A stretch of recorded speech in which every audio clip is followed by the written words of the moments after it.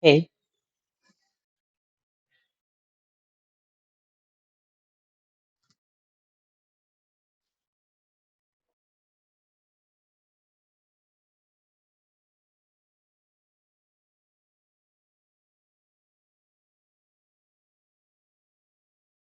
hey. Okay, I guess I'm live. So today we will be discussing today's code forces. Let's start with the first question.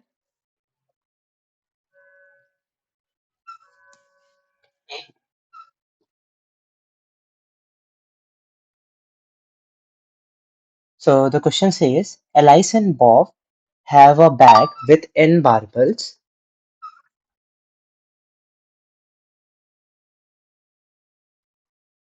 with the integer vi written on the ith marble. They play the following game.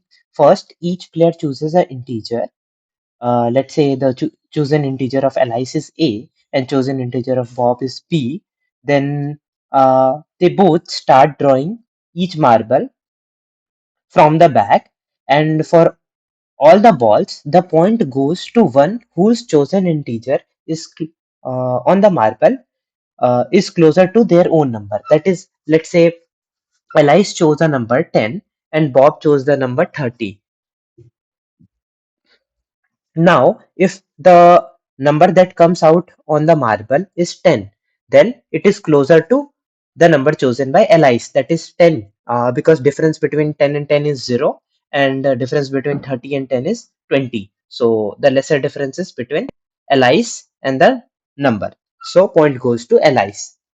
Similarly, for 1, difference is 9 and 39, 9 with allies, so point goes to allies. Similarly, for 59, uh, the difference with Bob is 29 and difference with allies is 49. So the lesser difference is with Bob, so point goes to Bob. Now, Bob has managed to find out in advance what integer allies will choose. Okay, so you need to help him choose the integer such that he maximizes the point he receives. Okay, let's understand the question with some examples.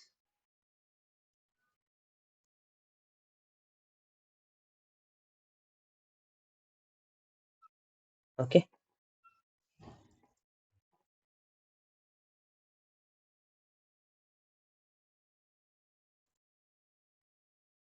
okay. So let's say we have Alice has chosen 10 and Bob has chosen 30. So let's analyze what happens for each of the range of numbers. Like let's say we have numbers from 1 to 10, and then from 20 to 30, and then from 30 to, let's say, infinite. Okay, or let's say here it is minus infinite, although it is given that v1 to vn is from 1 to 109. So let's hmm. So what happens here? Like all the numbers that are lesser than 10 are closer to 10 in comparison to 30. This is intuitive. Similarly, all numbers that are greater than 30 are closer to 30 in comparison to 10. Because if you want to imagine it, let's imagine a number line where or a scale where each of these points are marked. So for a number that is greater than 30, that is, let's say 31, 31 is closer to 30 on scale in comparison to 10. That's right, because it appears here, and the difference between 30 and 31 is 1, and difference between 31 and 10 is 21. So all the numbers that are greater than 30 are closer to 30. Okay, similarly all the numbers that are smaller than 10 are closer to 10. Let's write this.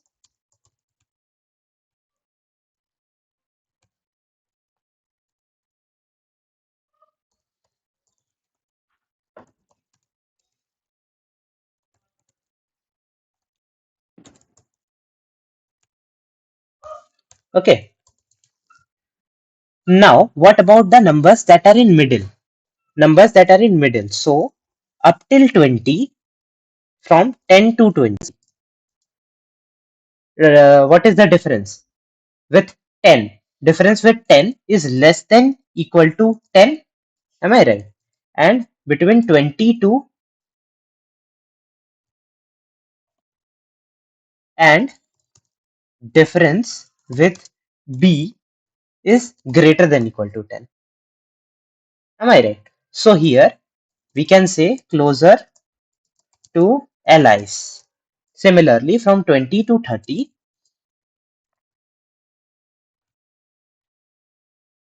difference with B is less than equal to 10 and difference with A is greater than equal to 10.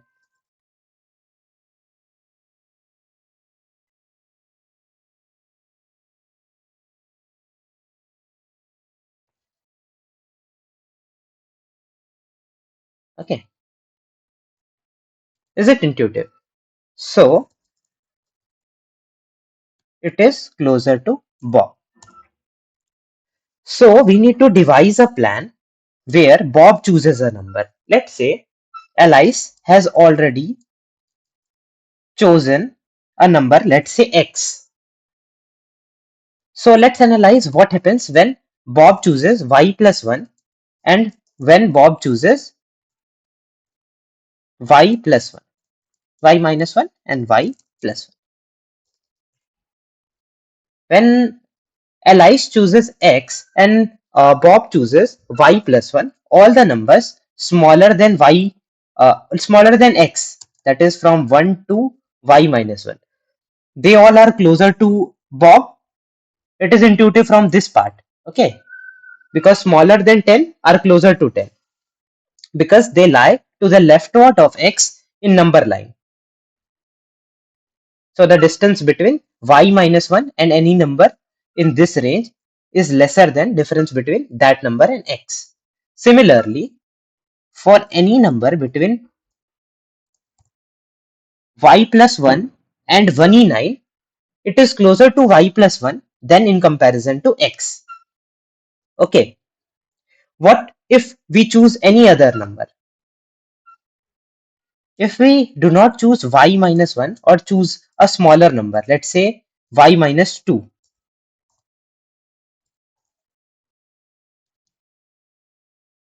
Okay, let's write it as X minus 1. Let's say we have chosen X minus 2 instead of X minus 1. Now, X minus 1 becomes closer to X in comparison to X minus 2 because if the difference is equal, it's written that Bob will get the point. Okay. In case of a tie, Alice will get the point, and Alice has chosen X. So if Bob chooses X minus 1, point goes to, sorry, if Bob chooses X minus 2, then point for X minus 1 goes to Alice. But since Bob had an option of choosing X minus 1, it is clear that Bob will never choose X minus 2. Similarly, Bob will choose X plus 1 and not X plus 2. Okay. Is it intuitive till this part? Now, we are reduced down to choosing only two conditions. That is, Bob chooses either X minus 1 or X plus 1,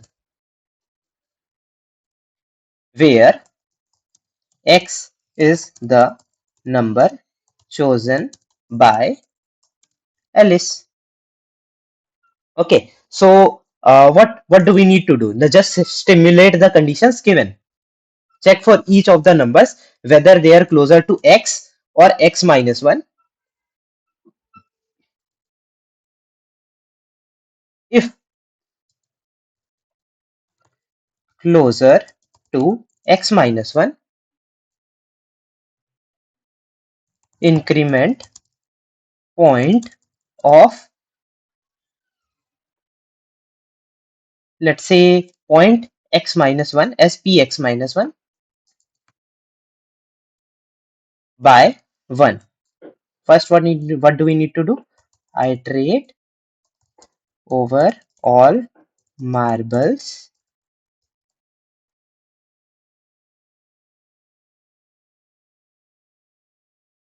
Now for the other pair, x comma x plus 1.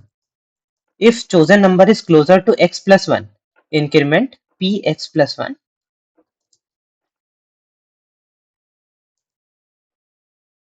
by 1. Now, whichever of these gives more point,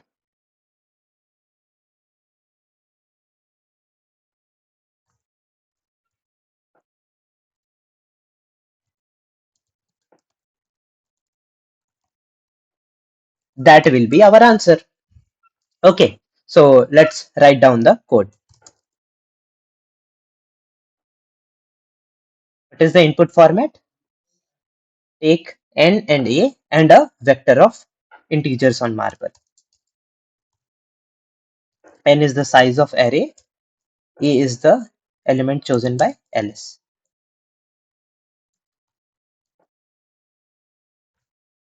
Okay, it's better not to use template.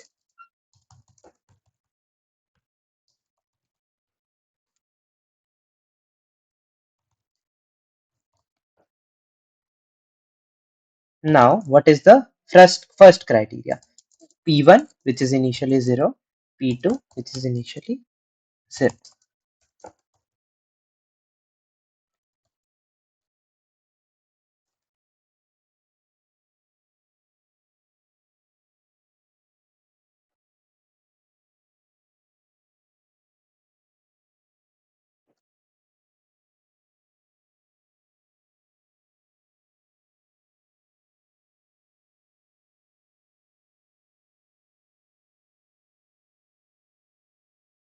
Okay, P minus 1 represent P of x minus 1, P x minus 1, and P x plus 1.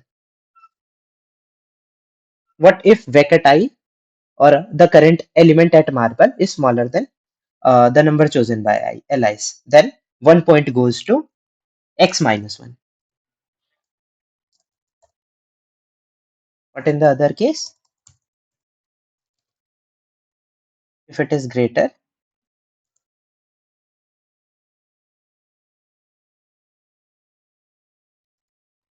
it goes to px plus 1.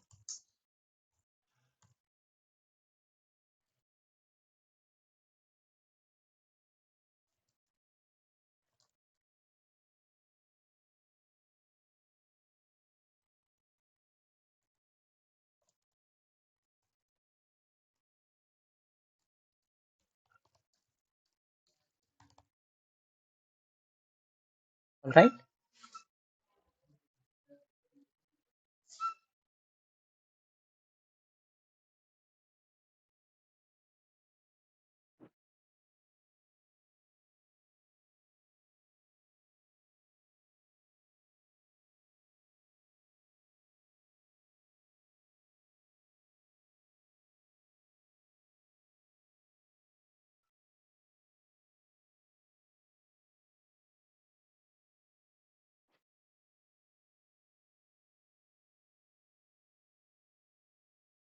Let's move to the second question. Okay. There is a river flowing in front of Monocrap's house, which can be represented as a strip of cells. In some cells, there are strong current, while in other, there is no current. It can be represented as a string S consisting of the following characters. The less sign indicates leftward current, the greater sign represents rightward current, and asterisk represent no current. If there is a current, uh, monocrap is carried to the neighboring cell in the direction of the current. If there is no neighboring cell, monocrap ends up on the shore. Each move takes 1 minute. If there is no current, monocrap has the independence to choose one of the cells.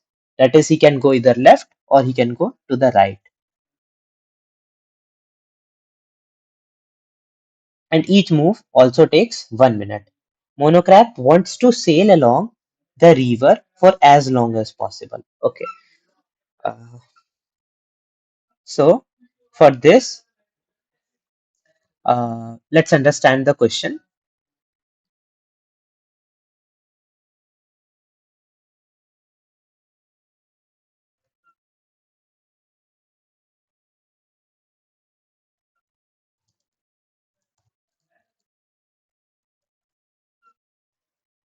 So we had a string. Let's name it st. Now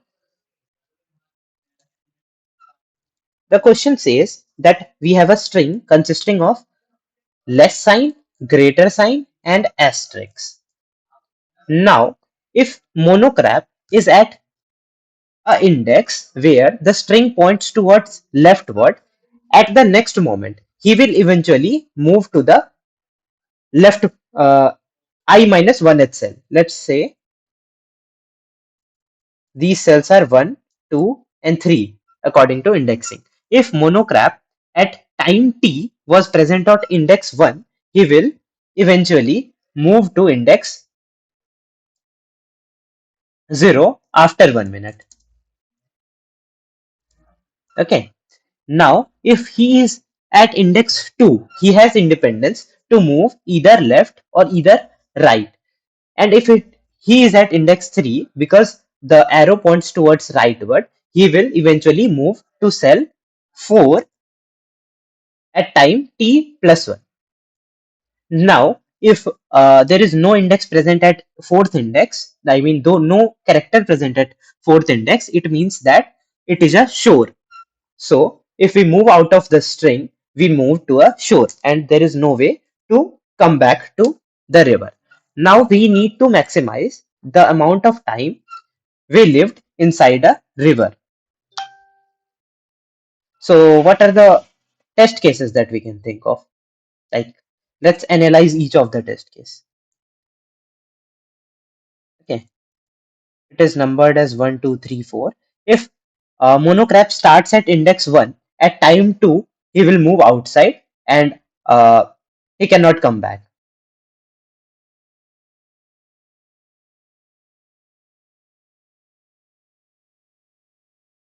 Okay, and if he starts at index 2, he will survive for time uh, is equal to 1 and move to index 1. He will survive for time is equal to 2 and move outside the string. So total time he survived is equal to 2. Similarly, if he is at index 3 in starting, he will survive 3 seconds and move outside. Now, if he is at index 4, after 1 second, he moves out of the string towards rightward, and so 1 second is the time he can survive for. So what is the maximum amount of time he can survive for? We got it as at index 3, which is equal to 3 seconds or 3 minutes. Now let's analyze this test case. If we start at index 1, at time 2, we move to index 2. Now we have independence. We can move to either left or either right. Let's say we move to left. Now we again move to index 1 at time is equal to 3. Okay, let's simulate this process. At time t is equal to 1, index is equal to 1. T equals to 2, index is equal to 2. T equals to 3, index. We have independence. We can go either 1 or either 3.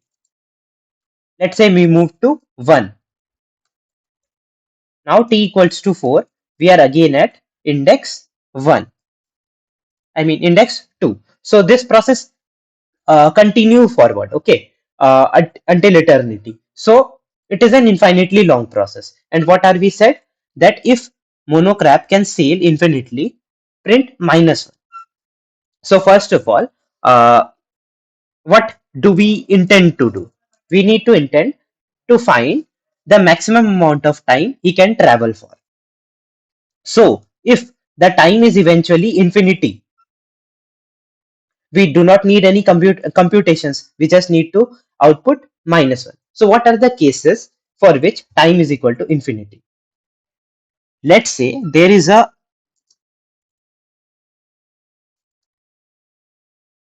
leftward right, okay, greater than symbol and then a less than symbol. What do this mean?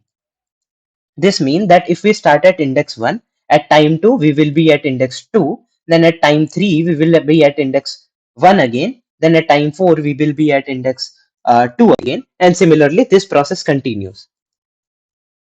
Other than this, if we had a star after greater than mark, then at index 1, time 1, we will be at index 1. At time 2, we will be at index 2. Now we have option to either go left or right. So we want the maximum amount of time. So what do we intend to do? We need to intend to make the maximum time as infinity. So go back again to index 1.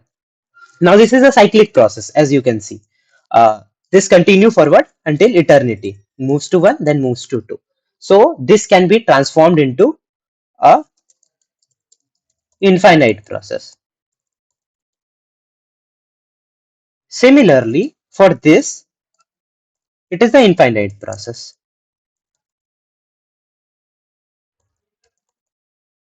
So if we find any substring that is common with these three, we just output that it is a infinite process. Okay.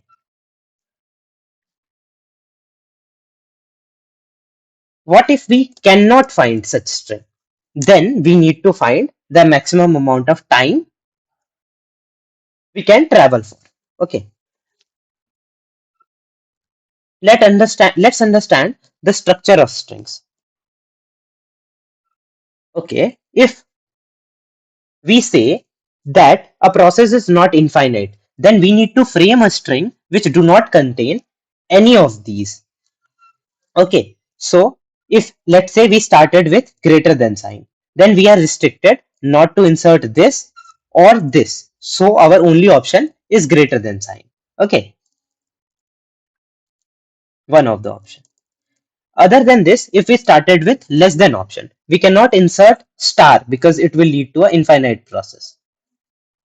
Okay, we can insert any amount of less than symbol, and then we can insert greater than symbol because this is not defined. Okay, note that this particular thing is different from this thing, that is less than greater than is different from greater than smaller than, and greater than smaller than is a infinite process, but less than greater than is not.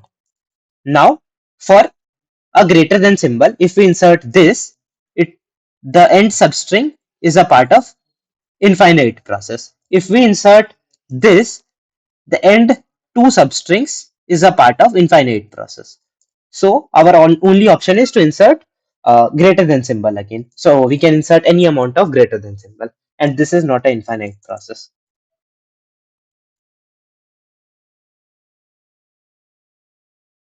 Okay. One more thing. If we have inserted less than and then,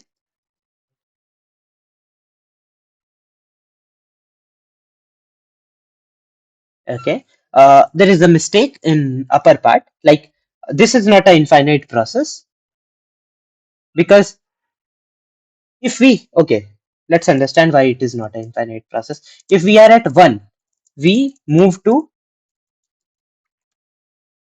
leftward and then process ends. If we are at star index 2 in the starting, we move to rightward which ends the process, or we moves to leftward at time 2 which again ends the process after time 2. Okay, so this is not an infinite process, rather this is an infinite process. Okay, because if we start at index 1, we move to index 2 at time 2, then at time 3 we move again to index 1, then again we move to index 2 at time 4, and this is a cyclic process, and it continues. Now we realize that these two strings are valid strings. Now if we insert a star after this, okay, now one more infinite process can be formed. Two stars. If we have two stars, we can say,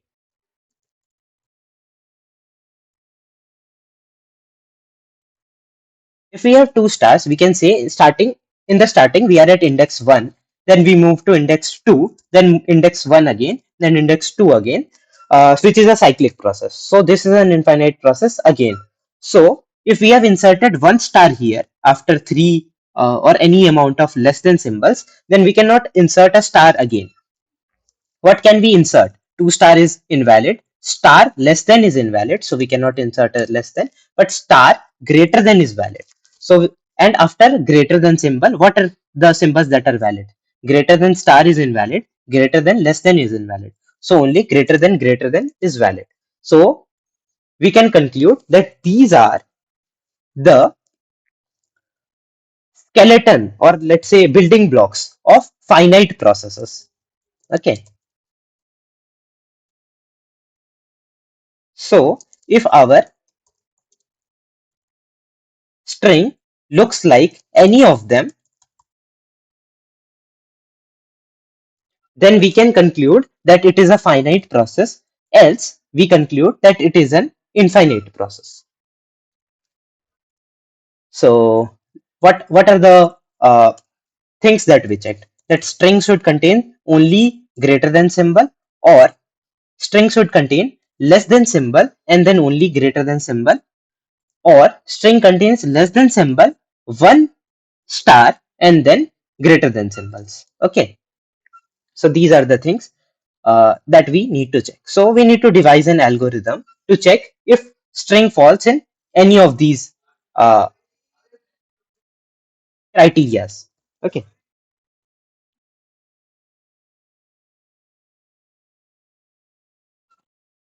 Okay. Now let's say uh, we count the number of less than symbols from starting that we have. Okay. So if we have two less than symbols, we say that the last index of less than was 2, and from end we count the index of the first appearing greater than symbol. That is, all the symbols after the current index are greater than symbol. Okay. Then, if then we denote it as x and y. Okay. Let's understand x and y in a better way. Denote x as the largest index such that all symbols to the left of it are smaller than, and smallest y as smallest index such that all symbols to the right of it are greater than. If x and y have a difference of at most 1, or let's say 2, because this is the case where difference is 2. Here, what is the value of x? Value of x is 3 and value of y is 5 and difference is 2. If difference of 2 and of at most 2, then answer is finite. Else infinite. Okay, now let's implement this thing. We have gone through the algorithm as well. This is the algorithmic part, and this is the observation part.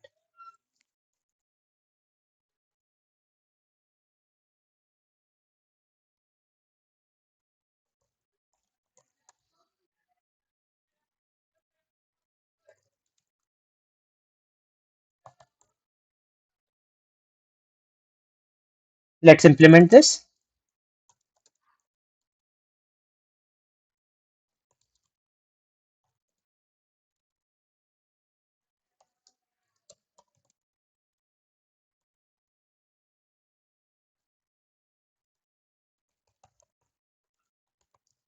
Let's calculate x and y.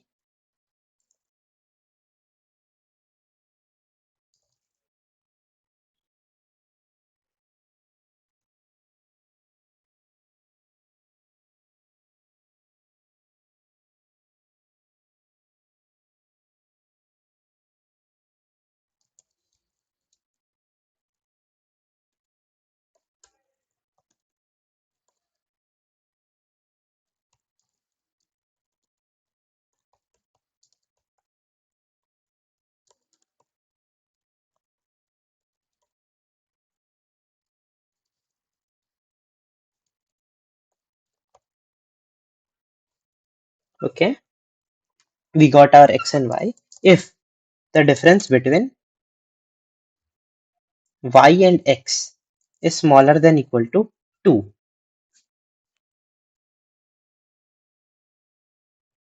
if it is, find the output, else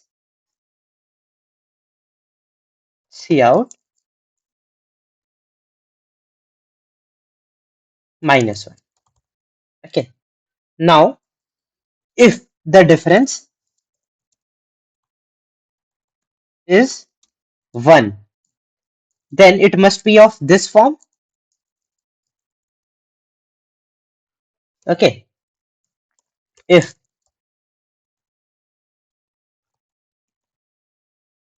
then it must be of this form. Okay, let's write down what is the output in both of these scenarios.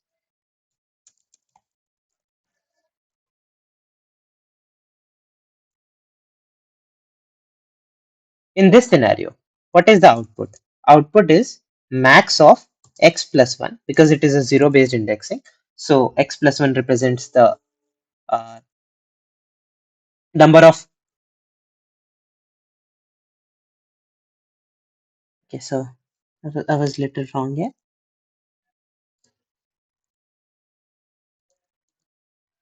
Yes, this should be the case. And this should be the case.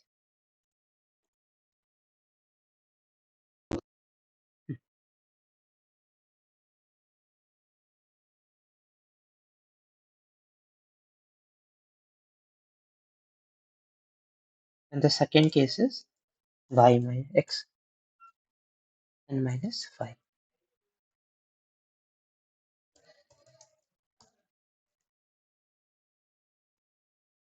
If the difference is 2,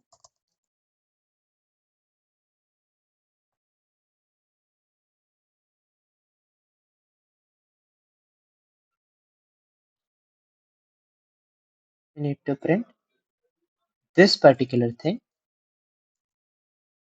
plus 1.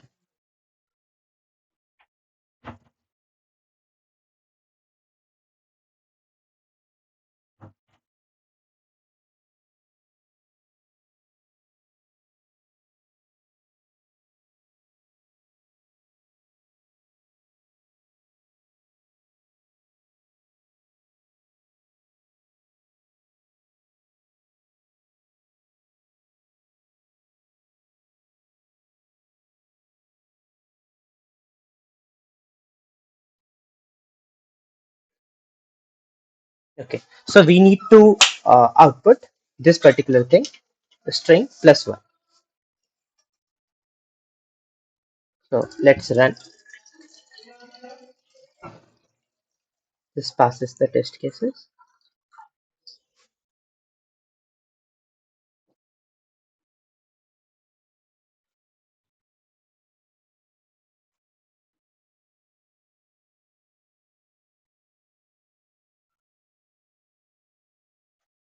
And the solution is accepted.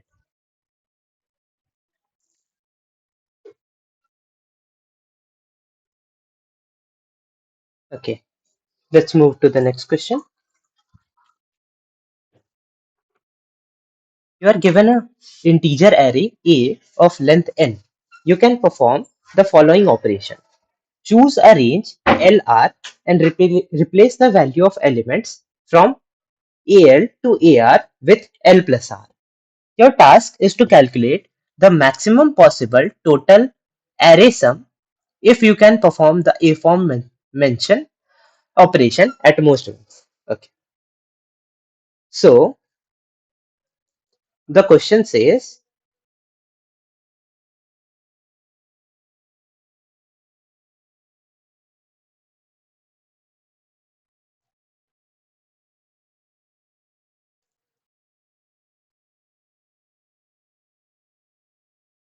let's say we had an array this. Now, assuming one based indexing for the array, we can apply one operation at max, and the operation states to choose a subarray. Let's say we choose subarray from index 2 to index 4. Okay, this part. Then we can replace all the elements with L plus R. That is, what is L? It is 2. What is R? It is 4. So sum is 6. We can replace all the elements with 6. And what's our intent? Our intent is to maximize the sum of array. Okay.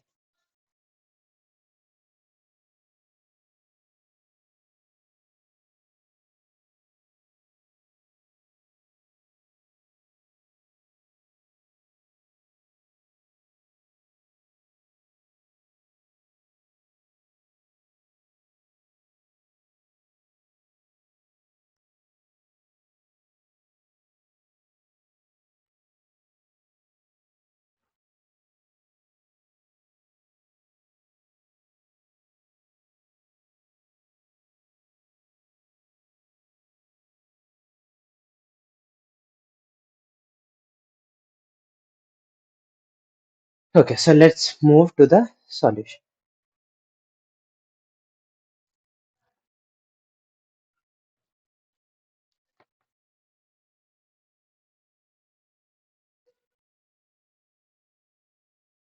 What is the operation that we perform? We replace every elements.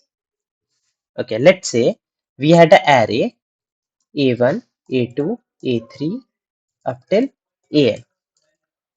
We replaced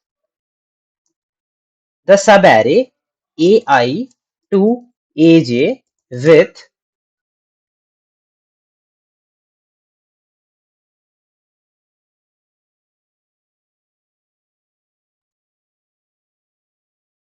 J plus I. Okay,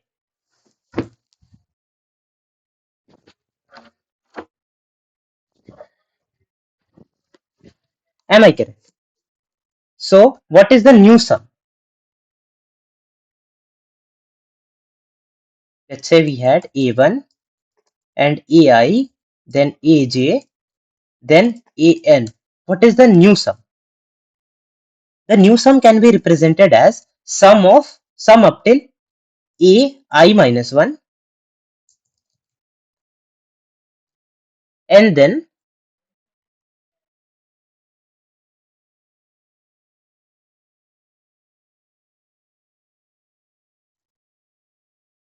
R plus L times sum of all these elements, then this multiplied by R minus L plus 1 because it is the length of array, and then sum from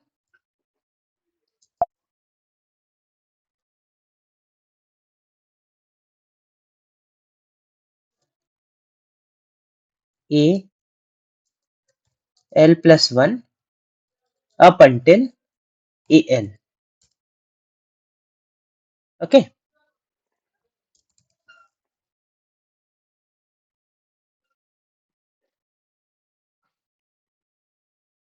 So how can we represent this?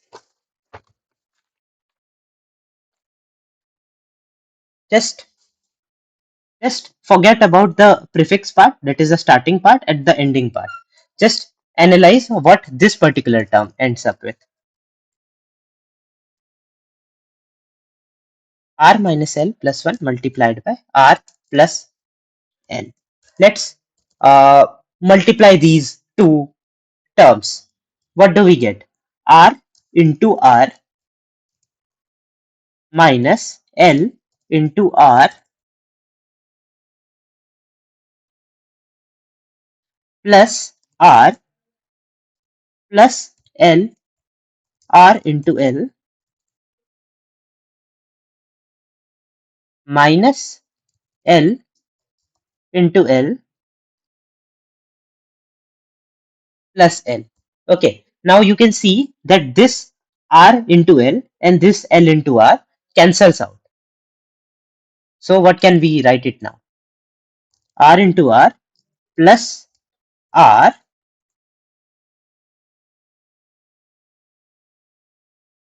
minus L into L plus L. Okay,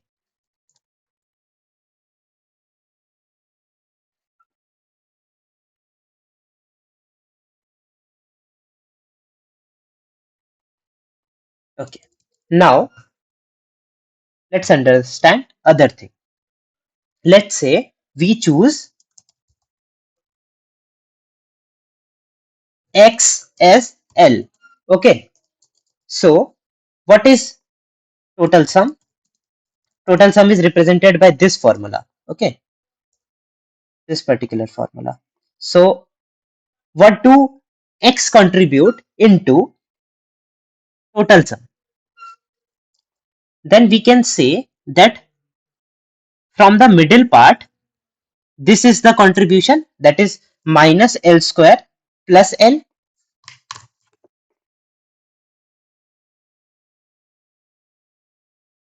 and from the first part, sum up till L minus 1. So we can say prefix at L minus 1, prefix sum till L minus 1, and L minus L into L. What if we choose Y as R?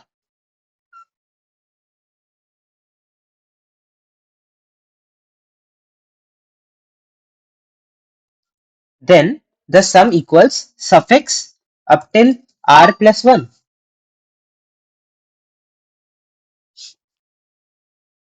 plus R plus R into R. Did you understand how it came? Like, let's understand how X came. If we choose a particular index X as the left portion, then in the first part, okay, let's say this is the first part, this is the second part, this is the third part. From the first part, this particular thing can be written as prefix sum. So we wrote it down as prefix sum. Now in the second part, what thing we got after choosing X as L?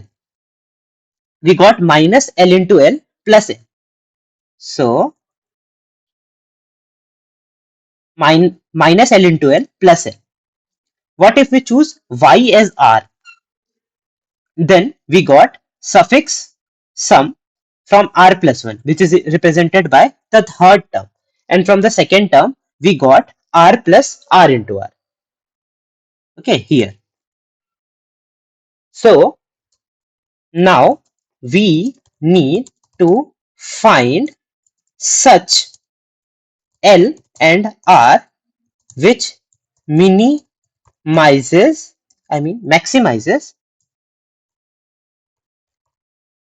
the total sum. Okay, let's devise an algorithm for it. Let's say let's first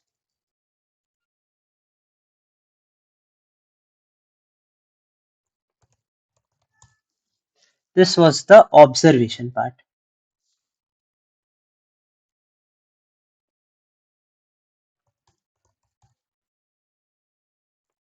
What is the algorithm part?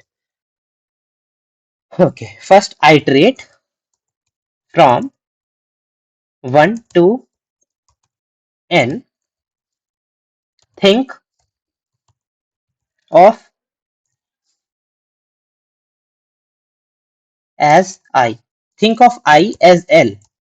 Then what is its contribution? Its contribution would be this. Let's say we had another L which gave a better contribution than this. Then we would better prefer that as our starting portion. Am I right?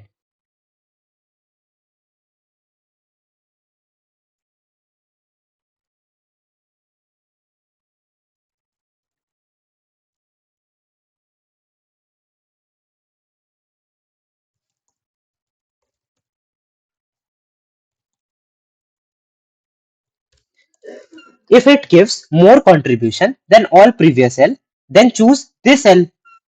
Now think of I as R. We have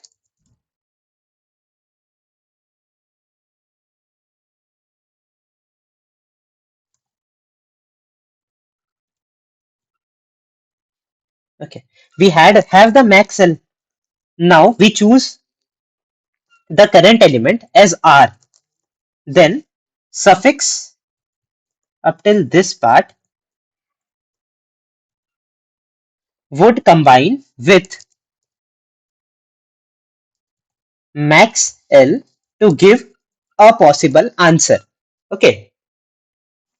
And this would give max possible answer considering R I as R. Okay. Now what do we need? We need max of all such possible answers. So we keep a answer variable, and if we get a bigger value than previous, then this is our new answer. Okay, let's write it in the form of code.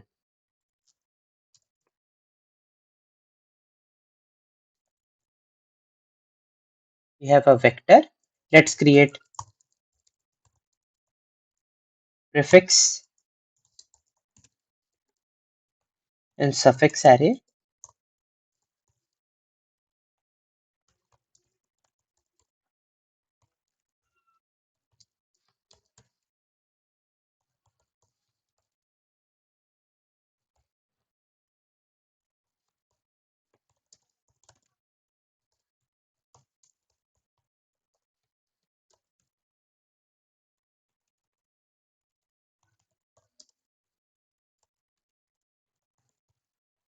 We have created the prefix and suffix array.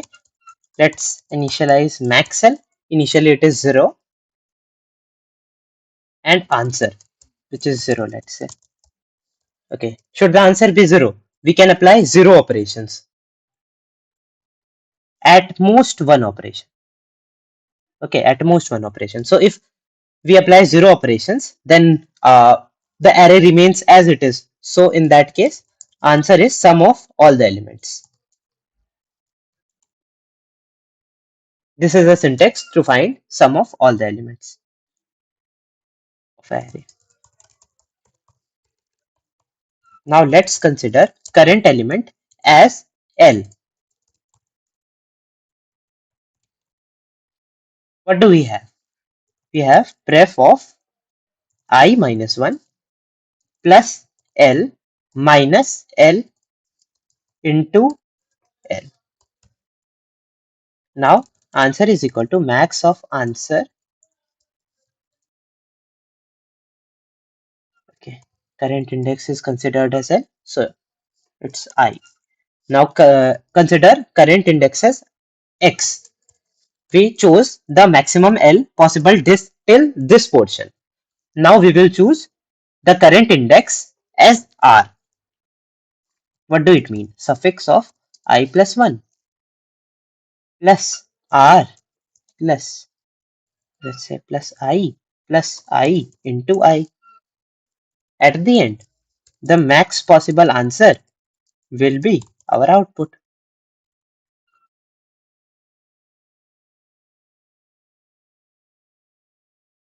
This passes all the test cases. Let's submit it.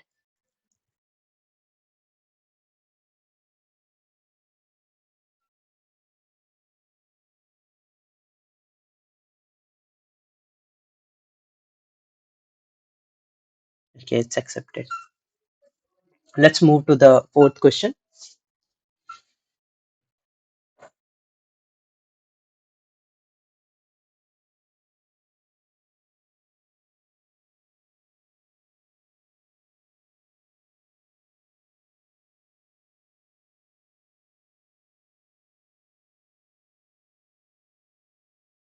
Okay, for the fourth question.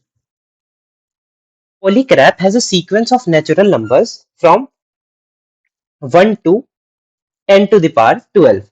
He decides to modify this sequence by performing the following action x times. Simultaneously remove all the numbers at position y, 2y, 3i, y up till my such that all the numbers are less than equal to n.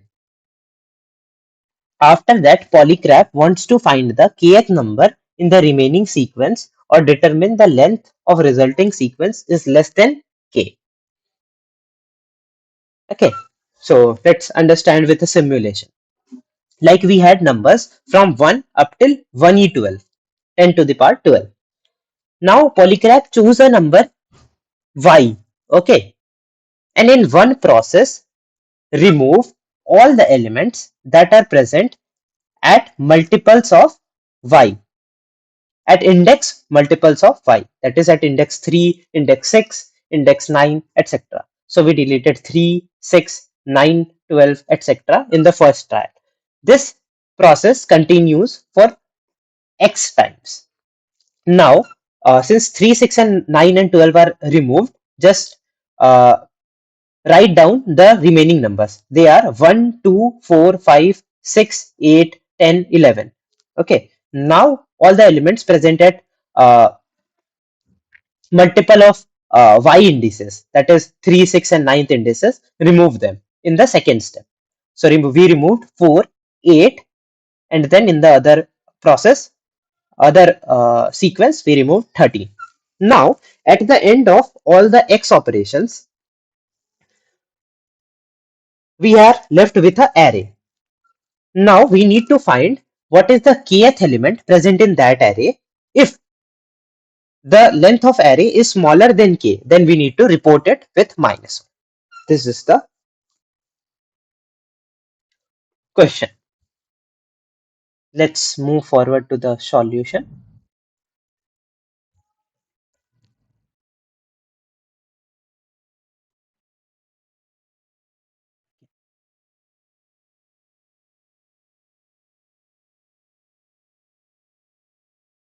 Okay, what are the observations through which we can move to the solution in a contest?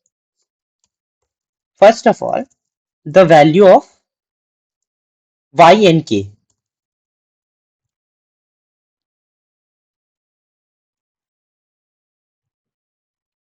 Y and k goes up to 1e12, and 1e12 is large enough a number to iterate, and answer can be up to,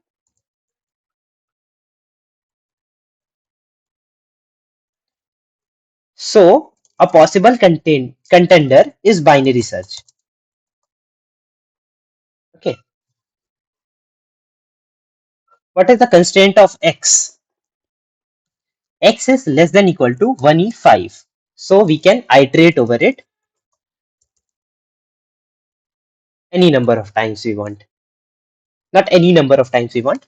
Inside the binary search, we can iterate over it, which would lead to n log n, or let's say 1e5 into log 1e12 complexity. So with this observation, you can conclude that we can go towards binary search.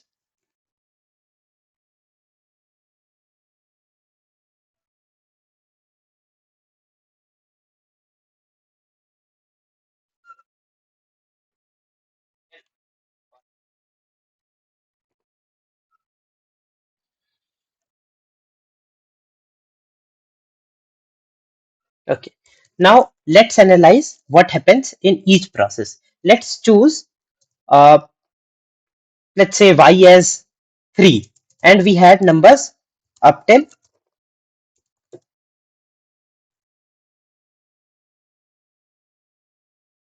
15, let's say.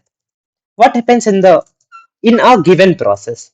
All the elements that are multiple of 3 gets deleted. Okay. So what are the remaining elements?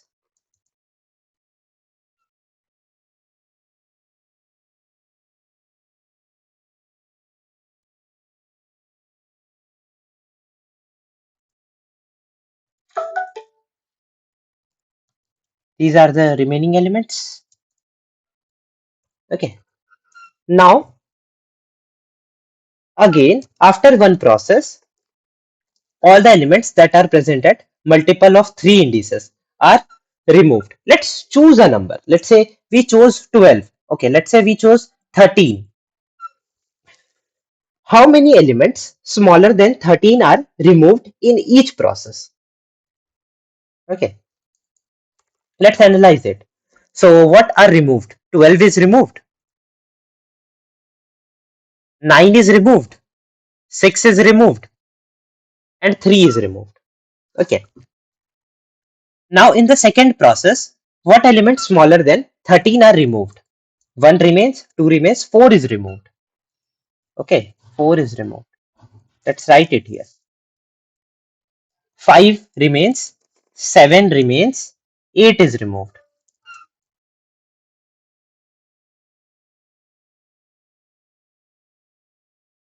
Then 10 remains, 11 remains, then 13 itself is removed. Okay. What elements up until 13 gets removed? Let's say index of 13 was x in this process. Then x by 3 elements gets removed. Can you visualize it? We have, let's say, x elements kept together, and we group every 3 of them. Then we divide it by 3. Then all the possible groups that have been formed, 1 element is removed. So total x by 3 elements is removed given the current index of 13, or let's say a given number. Similarly for this case, okay, what was the index here? It was 1, 2, 3, 4, 5, 6, 7, 8, 9. 9. 9 divided by 3 is 3. So total 3 boxes are formed. First box contains 1 to 4. Second box contains 5, 7, 8. Third box contains 10, 11, 13. So, and from each box, one element is removed. From the first box, 4 is removed. Second box, 8 is removed. Third box, 13 is removed. So total of 3 elements gets removed. The number of box we can form. Similarly, for this case, how many elements gets removed? 3 gets removed, 6, 9, 12. And up until 13, how many boxes can be formed? 1 box, 2 box, 3 box, 4 box, and starting of 3 is an another box, but this box does not get completed up until 13.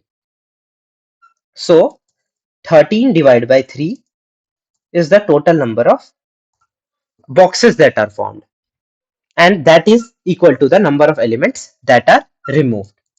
Okay.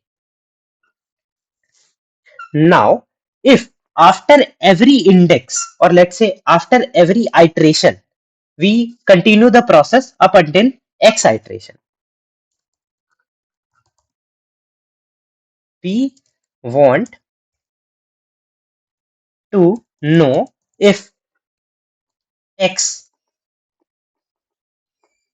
is present at kth smaller than equal to kth index after k, or let's say x operation. Okay, we iterate over x.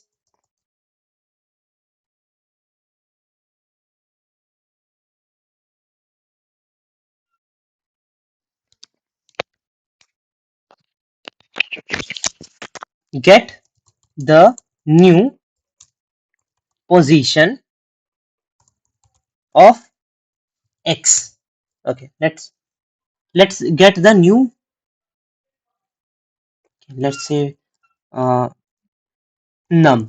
We want to know the index of num after after x operation is performed, whether the index is smaller than equal to k or not. Get the new position of num if the end position, if the position after all operation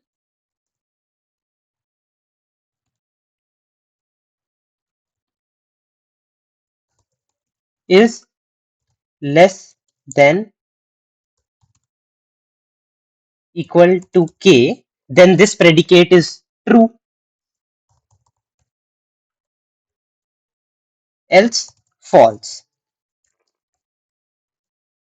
Now let's understand what do we run our binary search on. If you are not comfortable with predicate in binary search, this question might be like dangerous or frightening for you. So I would recommend you to practice one or two predicate questions on binary search, then come to this question. Okay. What do we find the first thing in binary search? Monotonicity.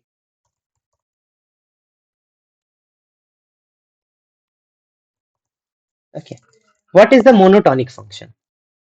If the num is present at index smaller than equal to k after x operation using y. Okay. If num satisfies, it's true that all the elements smaller than num also satisfies, because initially they were present before num and there is no let's say arrangement or permutation of indices going on. There was no swaps made, only the elements were removed, so their relative positions remained same. So if num satisfies, num minus 1 also satisfies. Okay, so this is monotonic. At the end, what is our intention? Our intention is to find the first element, or say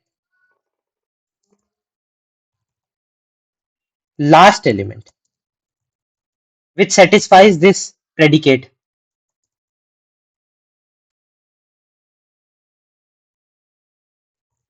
If you write it as a sentence, what would you say? We want the largest element whose index is less than equal to k after applying x operations using y.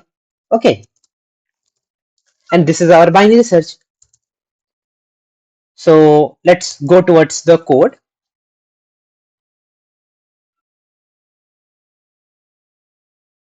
If you are not comfortable with binary search on predicates, I would recommend you to practice 1 2 questions, then this particular solution would be much more intuitive and understandable to you.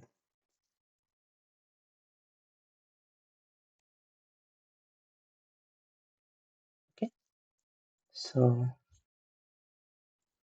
we got x, y, and k.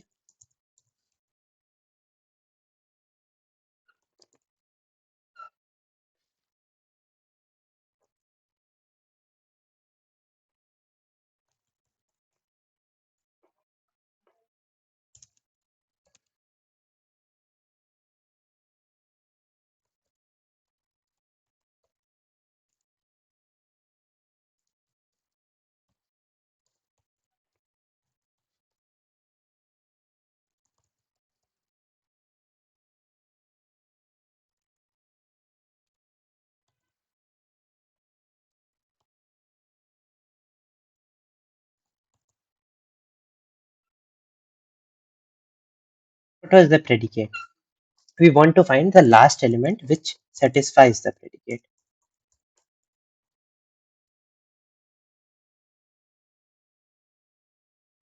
Okay, at the end, it's possible that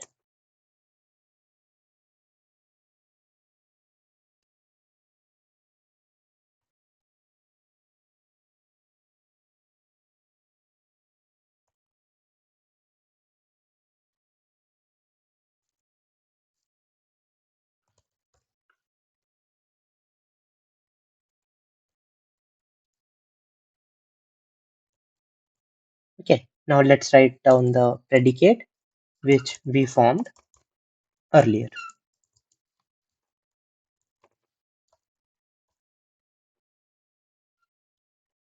For a given number mid, let's say num, we need to find if its index after performing x operations with y is smaller than equal to k. What is its current index? It is present at numth index before any operation being performed. Now for x operations,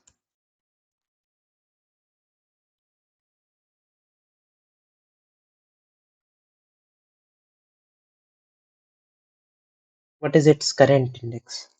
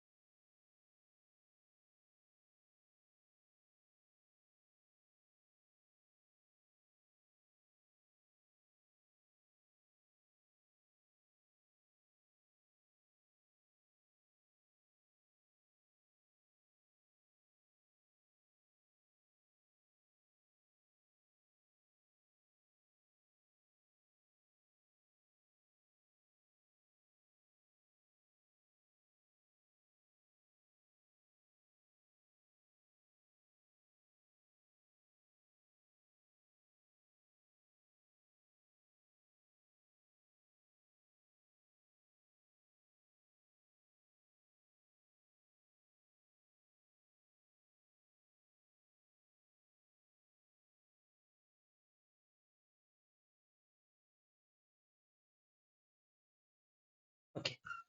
After each index operation, its index decreases by its current index divided by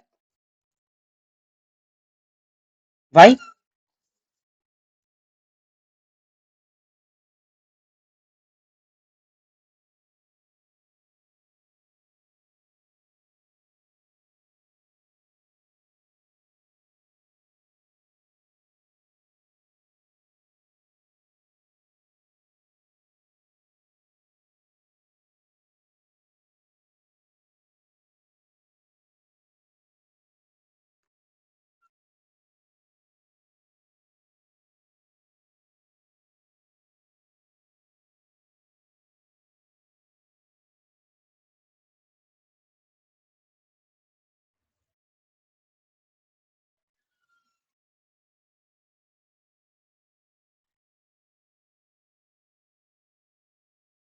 Okay.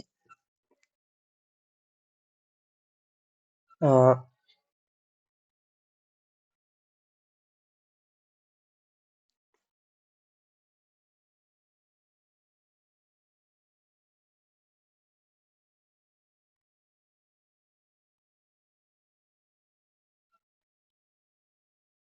and what is the number of removals?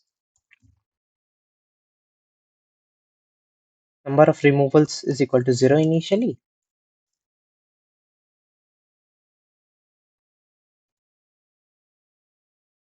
Okay. Now,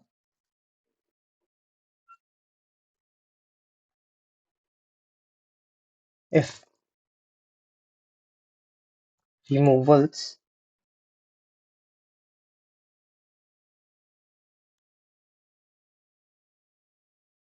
what is the remaining elements? Initial element, that is num minus number of elements removed, that is removal elements.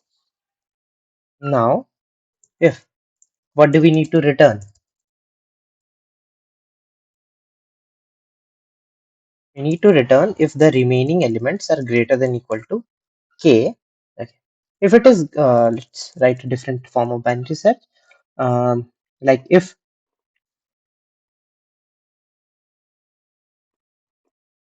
the remaining elements are greater than equal to k,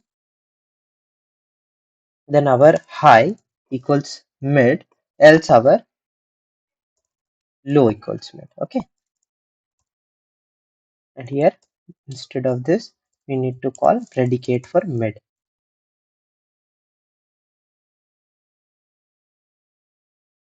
Okay, we mistakenly removed this.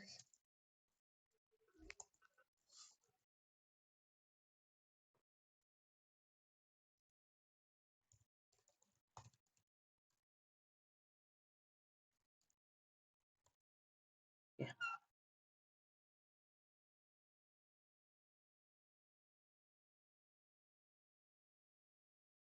Let's debug this.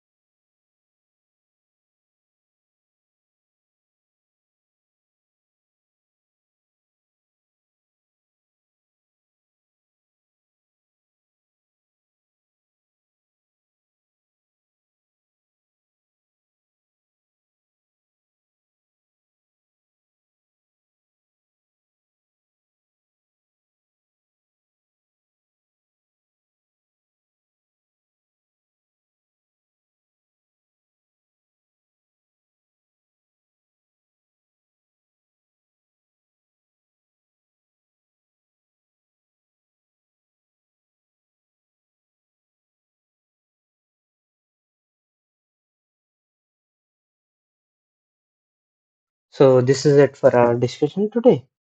Like the error we did in that part was